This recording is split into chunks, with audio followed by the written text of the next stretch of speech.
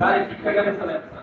গাড়ি চালানো শিখতে, এখন এই গাড়ি চালানো শিখতে যে আসছি, আসলে এই গাড়িটা কি, গাড়িটাকে আমাকে ভাবতে হবে, গাড়িটা একটা কল্পনা করতে হবে, গাড়িটা কিভাবে চলে আমাকে জানার দরকার আছে। আর গাড়ি কিভাবে চালাবো, তাই না? স্যার দেখেন, আমরা যদি একটা গাড়ি কল্পনা করতে চাই, গাড়ি যদি কল্পনা করি, তাহলে এখানে কিছু জিনিস প্রয়োজন আছে। ঠেলা গাড়ি কিন্তু গাড়ি, স্যার গাড়ি না, ঘোড়া গাড়ি, গরুর গাড়ি, এগুলো গাড়ি। আবার আমরা যেটা চালাবো এটা একটা যন্ত্র চালিত গাড়ি, তাই না? এই সবগুলো কিন্তু ধাক্কা লাগে, কি লাগে? ঠেলা গাড়ি যেমন আপনি ঠেলা দিতে হয় যায়, আর গাড়িও আপনি যেটা যন্ত্র চালাবেন, যন্ত্র দিয়ে চালাবেন, সেটাও ধাক্কাই প্রয়োজন। তাহলে আমরা গাড়ি যদি কল্পনা করি, একটা গাড়ি কিভাবে আমরা তৈরি করব? প্রথমে এই গাড়ি কল্পনা করতে গেলে চাকা প্রয়োজন। চাকা ছাড়া গাড়ি চলবে? চলবে না। চাকা দিলেও চলবে না। তাহলে প্রথম কি প্রয়োজন? চাকা। এই চাকা কোথায় আমি স্থাপন করবো? শুধু চাকা দিয়ে আর করে রাখি, চাকা কি থাকবে? পড়ে যাবে, পড়ে না? স্যার তাহলে এই চাকা স্থাপন করতে গেলে একটা ফ্রেমের প্রয়োজন। কিসের প্রয়োজন? একটা ফ্রেমের প্রয়োজন। এই ফ্রেম, এটাকে আমরা চেসিস বলি। গাড়ির ভাষায় কি এর নাম? চেসিস। তাহলে আমরা ঠেলা গাড়ির চাকাও কিন্তু একটা ফ্রেমের মধ্যে স্থাপন করি না? তাহলে আমরা একটা চেসিস স্থাপন করলাম। তাহলে চেসিসের তাহলে দুইটা সমন্বয়, যেমন চেসিস শুধুমাত্র দাঁড়ায় থাকতে পারবে না, আবার চাকাও শুধুমাত্র দাঁড়ায় থাকতে পারবে না, দুইটা সমন্বয় লাগে। তাহলে আমরা চাকার উপর চেসিস স্থাপন করলাম। এখন শুধুমাত্র চেসিস স্থাপন করলেই গাড়ি হলো না, আর হয়ে গেল কি? ঠেলা গাড়ি। কি হলো? ঠেলা গাড়ি হয়েছে। কারণ চেসিস ধাক্কা দিলে যায়, এবং ধাক্কা আছে যেহেতু, হয়তো চেসিস বড়, গাড়ির চাকা বড়, সেটা ধাক্কা দিতে বেশি মানুষের প্রয়োজন হতে পারে, এরকমই তো। এখানে আমরা স্থাপন করবো, যদি আমি এটাকে চালাইতে চাই ধাক্কা ছাড়া, তাহলে ইঞ্জিন লাগবে। কি লাগবে? ইঞ্জিন। ইঞ্জিন আমরা চেসিসের উপর স্থাপন করব। এখন ইঞ্জিনটা কি? ইঞ্জিন হচ্ছে একটা যন্ত্র। কি যন্ত্র? এই যন্ত্র কিভাবে চলে? ইঞ্জিন একটা যন্ত্র। এই এগুলা বুঝে নিয়ে লিখতে হবে না, কি করতে হবে না? লিখতে হবে না, বইয়ের ভাষাও দরকার নেই। তাহলে ইঞ্জিন একটা যন্ত্র, সেটা কিভাবে চলে? সে প্রথমে জ্বালানি জ্বালানি। এখন জ্বালানি গুলো কি? জ্বালানি হতে পারে kerosene, octane, petrol, diesel, CNG, gas. এগুলো কি? জ্বালানি। জ্বালানি হচ্ছে শেষ হয়ে যাবে, জ্বালানি শেষ হয়ে যাবে, জ্বলে পুড়ে ছাই, অবশিষ্ট কিছুই থাকে না। তাহলে জ্বালানি পুড়িয়ে প্রথমে তাপ শক্তি উৎপন্ন করে। কি করে? তাপ শক্তি। আগুন যখন জ্বালানো, তখন কি তাপ হয় না? তাপ হয়। তাহলে তাপ শক্তি আবার রাসায়নিক শক্তিতে পরিণত হয়। রাসায়নিক শক্তি রূপান্তরিত করে সে নিচে চলে এবং অন্যকে জ্বালাইতে সাহায্য করে।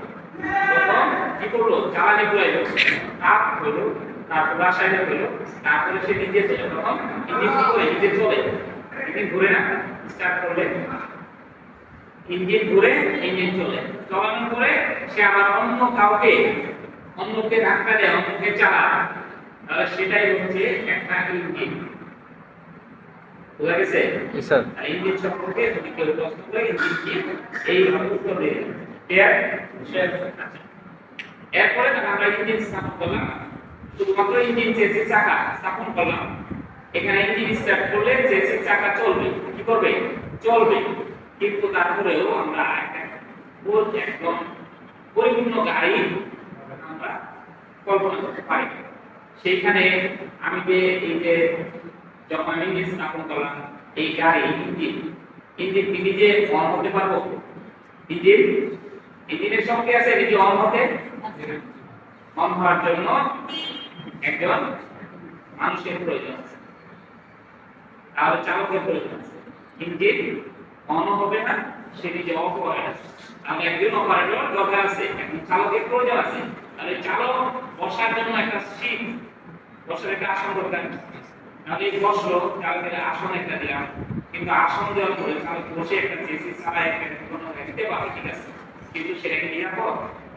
নিরাপদ।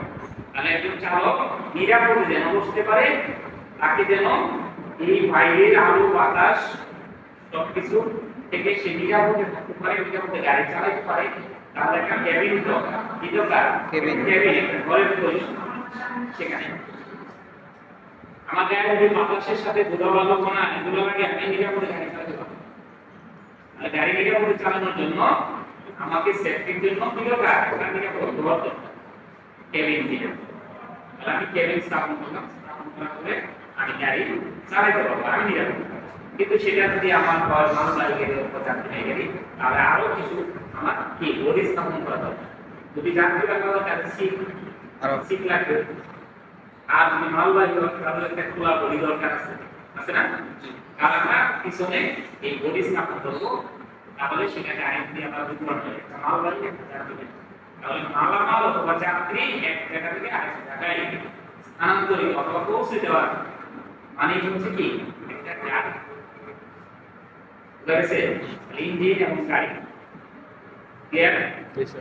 আচ্ছা, তাহলে এই গাড়ি যখন আমরা চালাবো, এই গাড়ি আমরা কোন কোন গাড়ি বানাই আমরা গাড়ি চালাবো। এখন একজন চালকের করণীয় কি? একজন চালকের সর্বপ্রথম যে বিষয়টি, আপনি যখন গাড়ির সিটে বসবেন, একজন চালকের করণীয় হচ্ছে আপনাকে প্রথম যে বিষয়টা মাথায় রাখতে হবে ধৈর্য। কি থাকতে হবে? ধৈর্য থাকতে হবে। যদি ধৈর্য না থাকে তাহলে আপনি গাড়ি চালানোর জন্য উপযুক্ত না। কারণ আপনি গাড়ি চালাতে গেলে আপনি অ্যাক্সিডেন্ট করতে পারেন। অ্যাক্সিডেন্ট অনেক ভাবে হয়, অনেকের কারণ হয়, আপনার নিজের কারণ। এখন আপনার যদি ধৈর্য না থাকে তাহলে আপনি বেশি অ্যাক্সিডেন্ট করবেন। কারণ হচ্ছে আপনি রাস্তায় মারামারি করবেন, আপনি রাস্তায় রাগারাগি করবেন, আর মানুষ যখন রাগান্বিত থাকবে তার মেন্টালিটি ঠিক থাকবে না, অ্যাক্সিডেন্ট করতেই পারে। একজন চালক হতে গেলে অবশ্যই আপনার প্রয়োজন বক্তারই ধৈর্য। একজন চালক হতে গেলে আপনাকে আদর্শ চালক হতে হবে, দক্ষ চালক হতে হবে। এখন দক্ষ চালক হলে কিন্তু আপনার আদর্শ কি নাই? আদর্শ নাই, আপনার ধৈর্য নাই, তাহলে আপনার গাড়ি চালানোর জন্য উপযুক্ত না। একজন উপযুক্ত চালক হবেন তখনই যখন আপনার ধৈর্য, দক্ষ, আদর্শ সবকিছু আছে, তাহলে একদম দক্ষ এবং আদর্শ চালক। এইগুলো হতে গেলে আপনার অবশ্যই প্রথমে ধৈর্য থাকতে হবে, তারপর হতে দক্ষতা অর্জন করতে হবে, তারপর আপনার আদর্শবান। আদর্শ কি? আপনি গাড়ি চালাচ্ছেন, কেউ আপনাকে বকা দিল তবু না বলা যাবে, কেউ সাইড দিচ্ছে না তবু বকা দেওয়া যাবে, হয়তো দ্রুত গতিতে গাড়ি চালানো যাবে, হয়তো যেখানে সেখানে ধর্ম করা যাবে।